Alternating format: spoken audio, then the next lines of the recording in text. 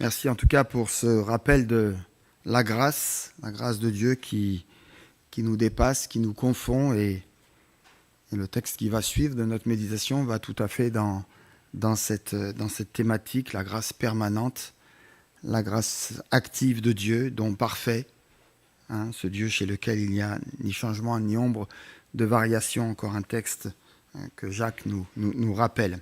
J'aimerais faire suite à la rencontre de Pierre avec Jésus. Vous vous souvenez, il y a quelques semaines en arrière, on avait évoqué cette première rencontre.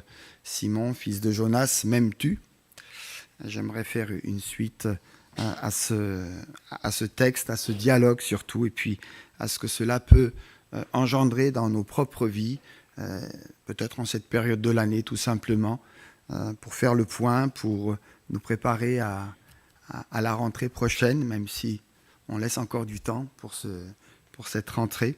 Deux textes que je vous suggère.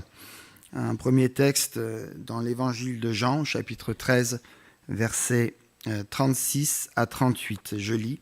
« Simon-Pierre lui dit, « Seigneur, où vas-tu » Jésus lui répondit, « Là où je vais, tu ne peux me suivre maintenant, mais tu me suivras plus tard. » « Seigneur, lui répondit Pierre, « Pourquoi ne puis-je te suivre à l'instant ? Je donnerai ma vie pour toi. » Jésus répondit, « Tu donneras ta vie pour moi ? En vérité, je te le dis, le coq ne chantera point que tu ne m'aies renié 3 fois. » Jean, chapitre 21, versets 15 à 17. Après le repas, Jésus dit à Simon-Pierre, « Simon, fils de Jonas, m'aimes-tu plus que ceci » Il répondit, « Oui, Seigneur, tu sais que je t'aime. » Et Jésus lui dit alors, « Prends soin de mes agneaux. » Une seconde fois, Jésus lui dit, « Simon, fils de Jonas, m'aimes-tu » Il répondit, « Oui, Seigneur, tu sais que je t'aime. » Jésus lui dit alors, « Sois le berger de mes brebis. » Une troisième fois, il dit, « Simon, fils de Jonas, m'aimes-tu » Pierre fut attristé de ce que Jésus lui avait dit une troisième fois, « M'aimes-tu » Et il reprit, « Seigneur, toi qui connais toutes choses, tu sais que je t'aime. » Et Jésus lui dit, « Prends soin de mes agneaux » ou « Fais paître mes agneaux. » Je peux avoir la main ?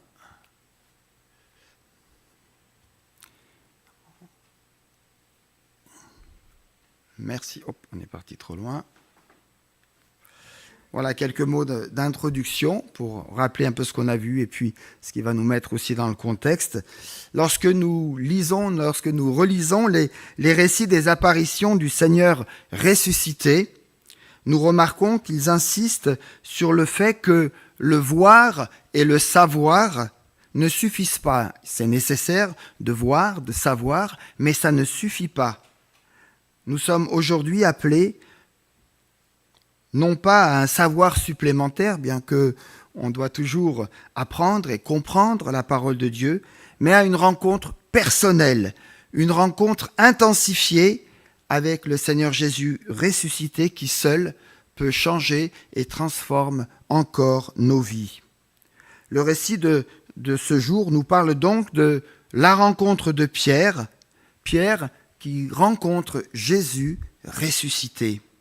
Et j'aime beaucoup le personnage de Pierre, mais je crois que je ne suis pas le seul, cet homme débordant d'enthousiasme et de spontanéité, d'élan de confiance, mais aussi de doute. Pierre qui saute à l'eau pour rejoindre Jésus encore plus vite et qui par ailleurs s'enfonce. Cet homme plein de générosité et d'humilité qui partage le fruit de sa collecte, de sa pêche, et se sent tout petit devant Jésus. Pierre, un fonceur, néanmoins un homme sensible, capable d'inspiration, qui a su reconnaître en Jésus, même s'il a été puissamment inspiré par le Saint-Esprit, qui a su reconnaître en Jésus la personne du Messie. Il n'y a pas qu'Ésaïe qui l'a annoncé 7 siècles avant que Jésus vienne, mais aussi ici Pierre dans cette parole que nous connaissons bien. Tu es le Christ, le Fils du Dieu vivant.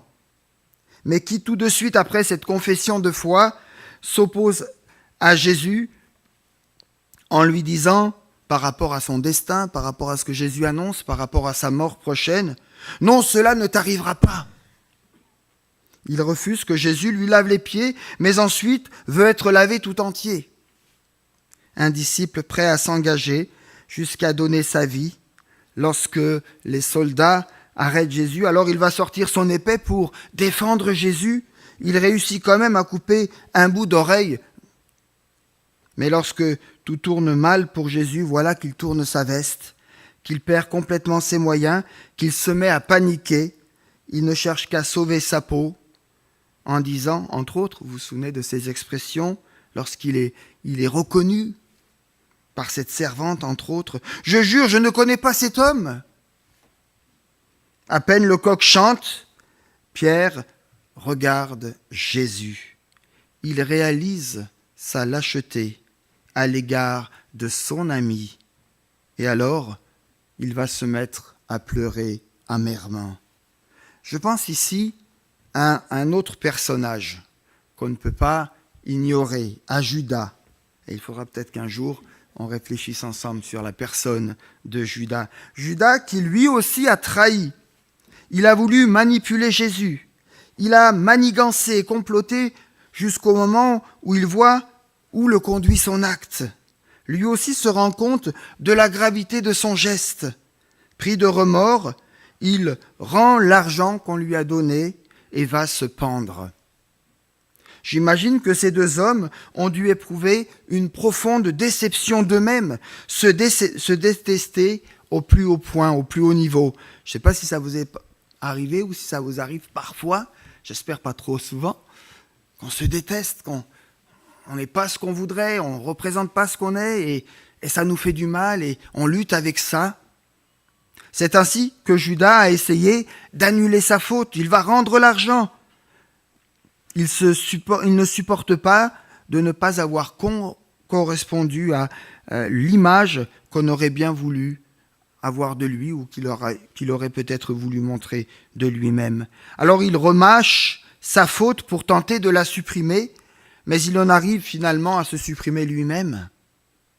Sa culpabilité complètement centrée sur lui-même, certains commentateurs disent que c'est une culpabilité narcissique, se retourne contre lui et finalement le fait mourir. Pierre aussi a profondément été déçu par lui-même, déçu de ne pas correspondre à ce qu'il avait courageusement annoncé. Lui aussi a été atteint par cette culpabilité et il a certainement atteint le sommet d'une grande déception. Je pense ici, entre autres, en disant cela, à tous ceux et à toutes celles qui un jour ou l'autre se sont trouvés dans des situations imprévues, de contraintes, voire de torture, et qui ont renié, voire trahi un idéal, une promesse, une amitié, malgré eux ou à cause d'eux.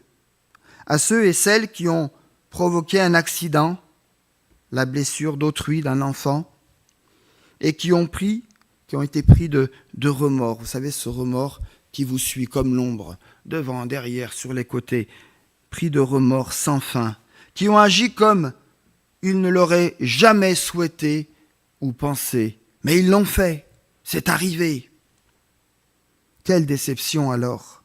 Cette déception de soi-même qui secrètement nous ronge de l'intérieur parce qu'on ne peut pas se pardonner soi-même d'avoir commis ou d'avoir fait ceci ou cela.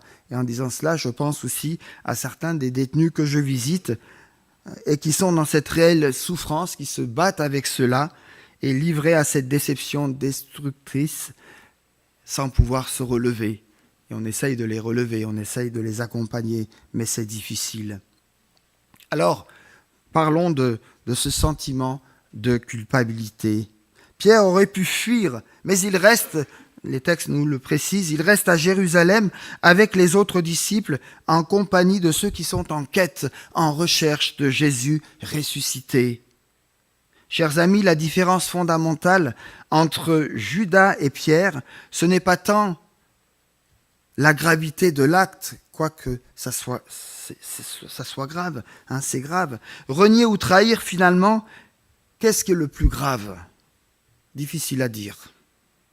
La différence réside, me semble-t-il, dans la façon d'assumer la culpabilité dans la relation de soi, même avec la personne, et ici en l'occurrence avec Jésus-Christ. Pierre n'en reste pas à sa culpabilité repliée sur lui-même. Il réalise que c'est à l'égard d'un autre qu'il a mal agi, et donc sa culpabilité le renvoie à une personne. Donc on parle ici de relation, une culpabilité d'ordre relationnel. Et j'ai souvent entendu dire dans le passé, mais je pense que je ne suis pas le seul, que le christianisme finalement culpabilise. C'est pas facile d'être chrétien. Et en plus, il faut faire ceci, il faut faire cela, il faut pas faire ceci, il ne faut pas faire cela. Qui n'a jamais entendu lorsque nous étions plus jeunes, peut-être même très jeunes, de la part d'un parent, d'un adulte, d'un responsable d'église, cette phrase qui a fait si peur et qui a fait parfois tant de dégâts. Attention, il te regarde. N'oublie pas qu'il voit tout ce que tu fais, qu'il entend tout ce que tu dis. On parle ici du Seigneur Jésus. Combien ont rejeté la foi chrétienne à cause de cette culpabilité manipulée par des paroles qu'on leur a infligées au nom de Dieu ou du Christ, plein de grâce et plein d'amour. Voyez-vous, Dieu insuffle en nous, par sa parole, par la puissance de son Saint-Esprit, un esprit de repentance et de contrition. Et en parlant de l'action régénératrice qu'allait opérer le Saint-Esprit, la Bible nous dit, on connaît bien ce texte, Jean 16, 8, « Et quand il sera venu, le Saint-Esprit, il convaincra le monde de péché, de justice et de jugement. » Alors attention parce que le sentiment de culpabilité est l'une de ces flèches empoisonnées que le diable utilise pour détruire l'homme en l'écartant du pardon total qu'il peut connaître par un acte de repentance et de foi en Jésus-Christ. Il est bon alors que peut-être nous mettions ou que nous remettions un peu d'ordre en ce qui concerne la culpabilité. Il s'agit pour nous de distinguer entre le sentiment de culpabilité, la culpabilité appelée narcissique, celle qui se retourne sur nous-mêmes, et puis la culpabilité liée à une autre personne, et donc la culpabilité relationnelle. Et dans tout cela, de voir ce que finalement la Bible appelle comme étant le péché. Des sentiments de culpabilité, nous en avons tous. Nous pouvons tous nous sentir coupables de beaucoup de choses, sans pour autant que ce soit une véritable culpabilité et que foncièrement, les choses changent. Le sentiment de culpabilité, qu'est-ce au juste ? Par exemple, on peut se sentir coupable de ne pas être le musicien que sa mère aurait voulu que nous soyons, de ne pas être ou de ne pas avoir fait le métier que son père aurait voulu. On peut se sentir coupable du divorce de ses parents, coupable d'avoir certaines pensées, coupable de ne pas y arriver, coupable de tant de choses finalement. On peut même pour certains se sentir coupable d'exister, tellement on est mal dans sa peau. Se sentir redevable, en dette de sa propre vie et de ne plus être capable de recevoir cette vie gratuite, ce cadeau, ce don de Dieu. Voyez-vous, chers amis, le sentiment de culpabilité n'est pas la culpabilité dont parle l'Évangile. Elle n'a rien à voir avec le péché, même si parfois ou souvent on la confond.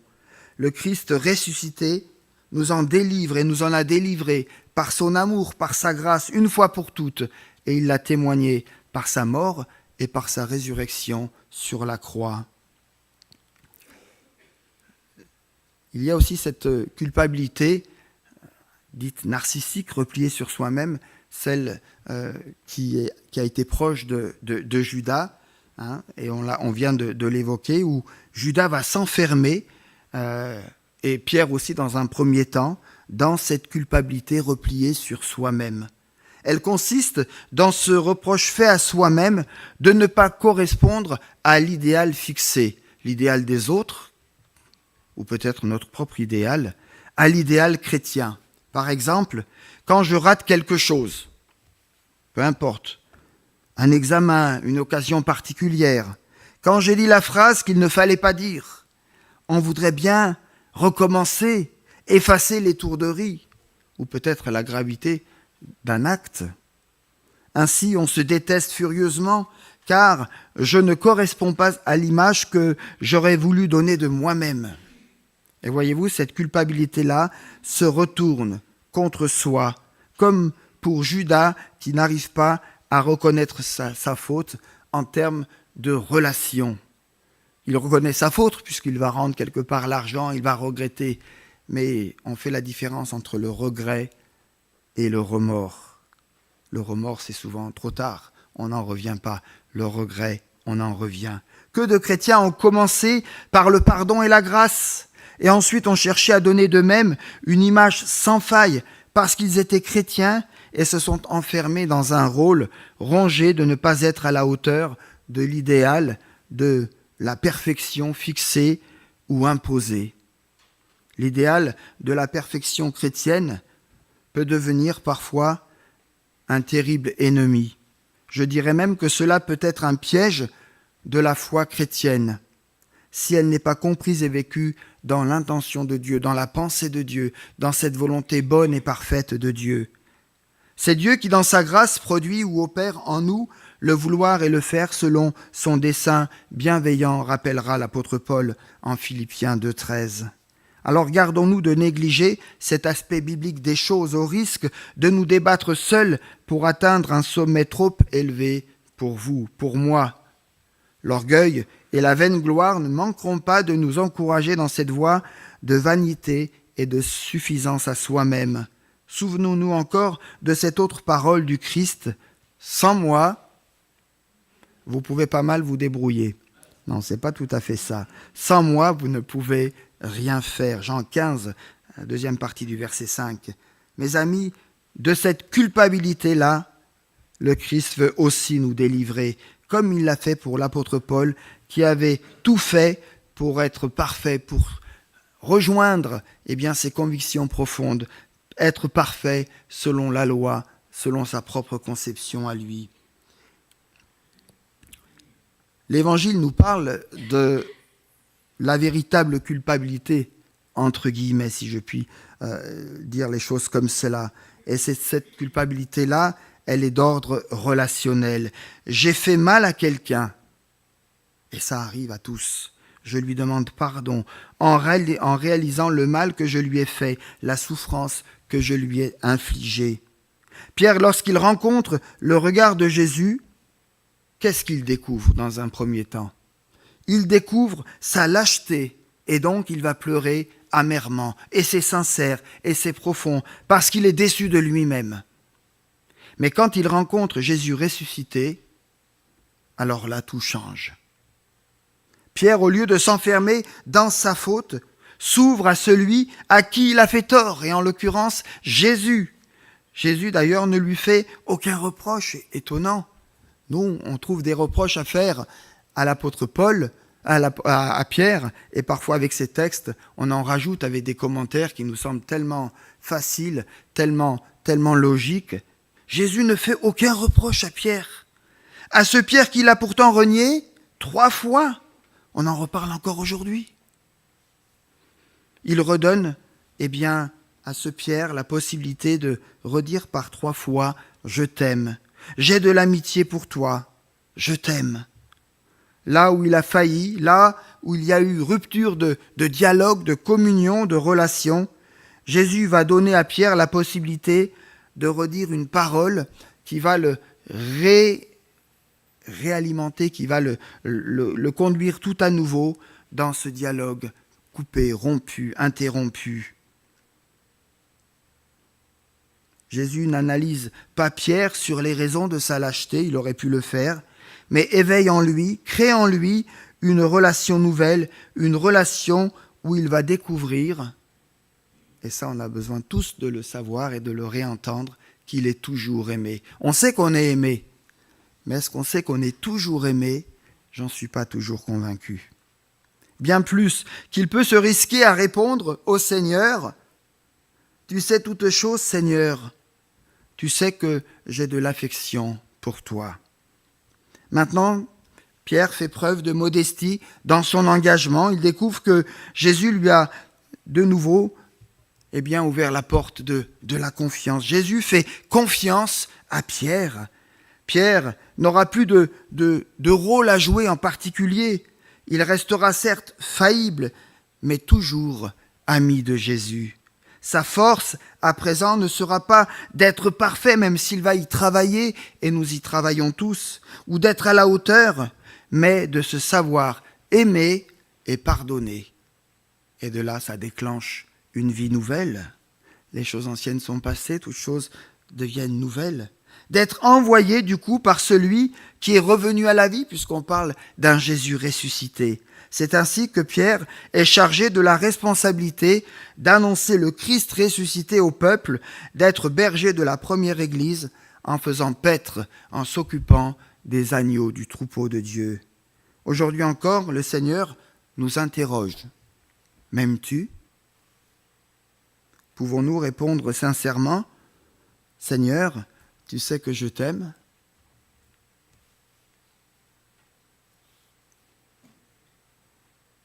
Jésus ressuscité nous confie encore aujourd'hui, comme à Pierre, de porter son message. À nous de trouver les mots, les gestes, les actions pour communiquer à nos contemporains, quels qu'ils soient, que le Christ les aime et veut encore les sauver. Un mot sur l'estime de soi, l'estime que Pierre va retrouver en lui-même. Et on est ici dans Jean chapitre 21.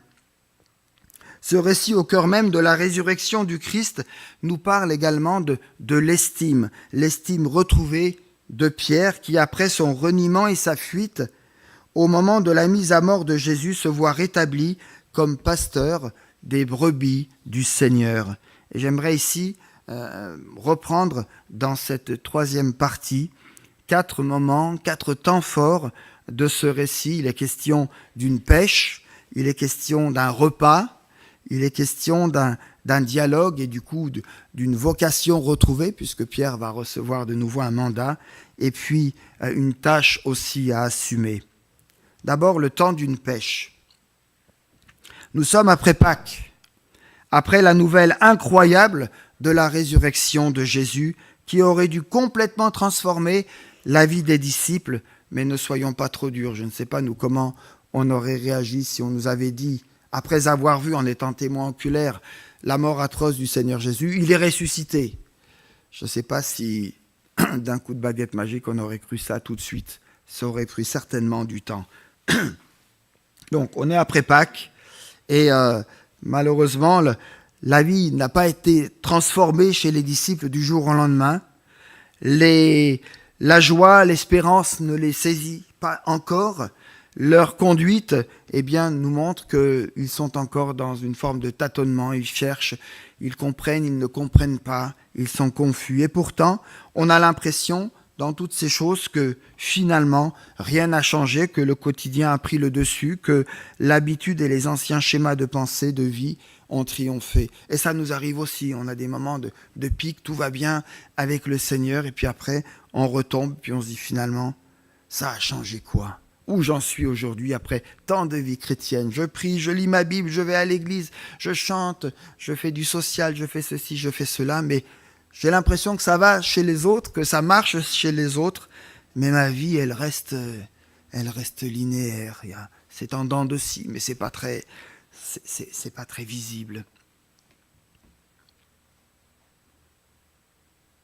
N'est-ce pas ce qui nous arrive aussi de temps en temps ? On a certes une vision d'un nouvel horizon possible, même si on a du mal à le cerner, on y croit, il y a des promesses qui sont là, et pourtant, nous vivons parfois comme si Jésus n'était pas ressuscité. Comme si le mal et la mort étaient toujours vainqueurs dans notre monde. Et merci d'avoir lu tout à l'heure ce beau texte d'Apocalypse. Notre vie ressemble alors à une partie de pêche infructueuse. Je ne sais pas si vous aimez la pêche, mais mettez une autre activité, mais voilà, une pêche infructueuse. ça ne ramène rien. Et c'est le vide. Terrible impression. Et pourtant, c'est là, dans cette réalité, que Jésus, discrètement, sans se faire encore reconnaître au premier abord, va aborder sur le rivage ses disciples en train de peiner dans la barque. Ici, image des disciples, mais aussi de tous ceux et de toutes celles qui sont restés sur la mer houleuse de leur vie, dans leur combat, dans les turbulences dans lesquelles ils n'arrivent pas à se dépêtrer. Enfants, n'avez-vous rien à manger ? Une manière ici de mettre le doigt sur ce vide, sur la pêche infructueuse, pas pour juger ou condamner, mais pour proposer une issue. Et quelle est cette issue ? Jetez le filet du côté droit, mais jetez, et vous trouverez. Voyez-vous, c'est ici le temps fort, le premier temps dans cette transformation des disciples, dans cette redécouverte de l'estime de soi. J'espère que vous avez de l'estime pour vous-même et vous n'attendez pas que ça vienne de l'extérieur. Dans toute vie, si brisée soit-elle, si déchue, il y a toujours un côté favorable que le Christ ressuscité nous fait découvrir. Nous avons tous, malgré nos zones d'ombre et de faiblesse, un aspect de nous-mêmes qui ne demande qu'à produire du fruit, si nous le découvrons en faisant bon usage et si nous marchons à la suite du Seigneur Jésus. Mes amis, l'estime de soi commence par ce regard transformé que nous portons sur nos vies et qui, par la grâce de Dieu, nous encourage à voir les fruits que nous pourrons porter, ou en tout cas que nous avons envie de porter au nom de Jésus. Jésus-Christ, la foi chrétienne, l'Église, ne sont pas là pour nous plonger dans la misère ou la culpabilité, mais au contraire pour nous aider à découvrir ce côté favorable que Dieu, dans son regard d'amour, voit en chaque homme, en chaque femme, en chaque jeune. Et puis, deuxième temps, c'est le temps du repas partagé. C'est bien de partager des repas entre frères et sœurs. Après la vie qui porte du fruit d'une manière personnelle, il y a la mise en commun de cette pêche fructueuse autour d'un repas, je dirais, communautaire. Et pour moi, c'est le temps de l'Église. L'Église où chacun a sa place pour recevoir et pour donner, pour partager ce que Dieu a mis dans nos vies. Voilà aussi ce que nous oublions souvent. Nous pensons trop souvent que l'Église, c'est avant tout l'affaire du pasteur, des anciens, des responsables, et que nous venons pour consommer. Et nous voulons consommer, et il faut que ça soit de bonnes choses.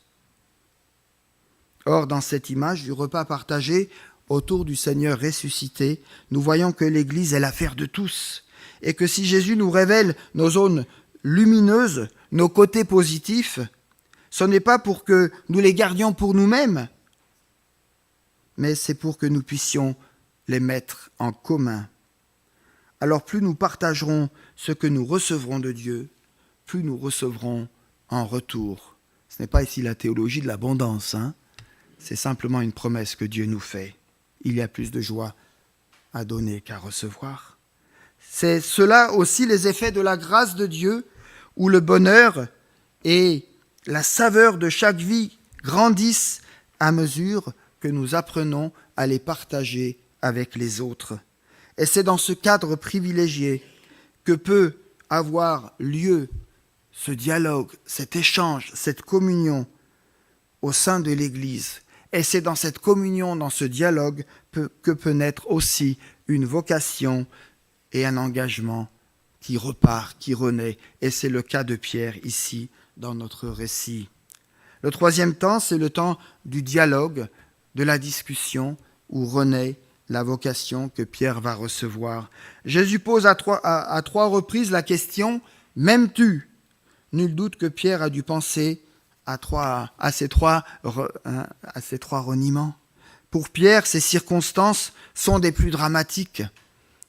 Imaginez qu'on vous rappelle de temps en temps les choses horribles, je dis bien horribles, graves, que vous cachez dans votre jardin secret, qui ne sont connus de personne.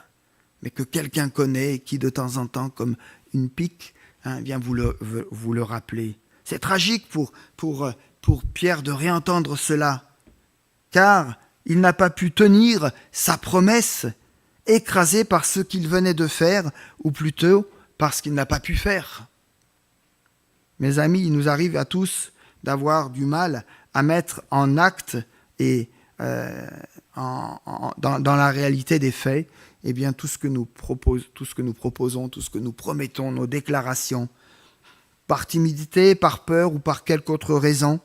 Il nous arrive aussi de taire, de cacher notre foi en Christ, de retenir à l'intérieur de nous quelques mots de témoignage, ne serait-ce que pour avoir la paix, pour ne pas être repéré en tant que chrétien, masquant ainsi notre foi et notre amour pour le Seigneur, bien que nous avons la foi et que nous aimons le Seigneur. À cause de cela, nous sommes parfois découragés par notre manque de foi. Certains en arrivent même à perdre le respect d'eux-mêmes en se jugeant peu dignes de vivre dans la présence du Seigneur. Ils se mettent alors parfois à l'écart d'eux-mêmes, à l'écart des frères et des sœurs, et parfois même à l'écart de la vie de l'Église. Mais Jésus ne demande pas d'explication ou de justification. Il ne cherche même pas à provoquer une confession de foi de la part de Pierre. Non, il ne demande pas à Pierre de regarder en arrière à ses erreurs, à ses fautes passées, à ses infidélités. Il le questionne simplement sur la réalité présente de son amour. Pierre, je suis là devant toi, moi le Christ ressuscité. Qu'est-ce que tu as compris de mon amour? Et qu'est-ce que tu vas faire maintenant de cet amour? Il n'y a que cela qui compte. C'est cette même question qui nous est adressée à nous aujourd'hui. À nous, frères et sœurs, ce n'est pas une seule fois seulement, mais c'est par le truchement de toute notre vie avec toutes ses joies, ses peines, ses souffrances, que Dieu ne cesse de nous demander chaque jour « M'aimes-tu ? M'aimes-tu ? Et encore, m'aimes-tu ? Est-ce bien vrai ? Est-ce le fond de ta pensée, le mouvement sincère de ton cœur à mon égard ? Voilà ce qui fait de nous de véritables chrétiens. Non une morale, non une confession de foi impeccable, tout ça c'est important, non des prouesses spirituelles, mais d'abord notre profond et sincère amour qui répond à l'amour infini de Dieu. Voilà ce qui permet et qui a permis à Pierre et à chacun de pouvoir retrouver l'estime de soi. Enfin, et on termine avec cela, le dernier point, c'est cette tâche à assumer. C'est le fameux « prends soin de mes brebis » ou « paie mes brebis ». On pourrait penser ici que cette parole ne concerne plus que Pierre ou alors les responsables de l'Église seulement. Mais ce serait, me semble-t-il, voiler l'élan, la profondeur dans ce récit. Voyez-vous, chacun de nous a une mission à accomplir ici-bas, même s'il ne la décerne pas toujours très bien. En effet, si nous sommes uniques aux yeux de Dieu, il nous fait découvrir alors ce côté favorable, le côté droit ou le côté gauche, peu importe, de nos existences. Il nous place dans son Église et il nous donne cette identité profonde, marquée par son amour, pour qu'à notre tour, nous puissions aimer et le servir. Mais attention à ne pas retomber au début de notre récit, en nous sentant pas dignes, pas assez croyants, pas assez aimants, pas assez à la hauteur de je ne sais quoi d'ailleurs. Attention à ne pas retomber dans le mépris de soi, un peu comme Judas, dans la dévalorisation de soi, maladie spirituelle beaucoup plus fréquente qu'on ne le croit. Frères et sœurs, Jésus ne demande pas la perfection. C'est d'ailleurs pourquoi il choisit Pierre comme premier responsable de l'Église. Pierre, un homme qui a failli, qui a renié, mais à qui il permet de traverser cette infidélité pour retrouver sa pleine vocation. Pour conclure, je dirais, en s'approchant ainsi de Pierre, Jésus a voulu lui montrer tout son amour et l'étendue de sa grâce. Je ne savais pas que j'allais parler autant de la grâce, et finalement ça rejoint la thématique de notre présidence, l'étendue de la grâce de Dieu. Jésus est mort pour la trahison de Pierre. Il s'est aussi donné pour toutes nos trahisons à nous, petites ou grandes. L'amour de Jésus pour Pierre était intact. Rien ne vient non plus altérer l'amour de Jésus pour chacun d'entre nous.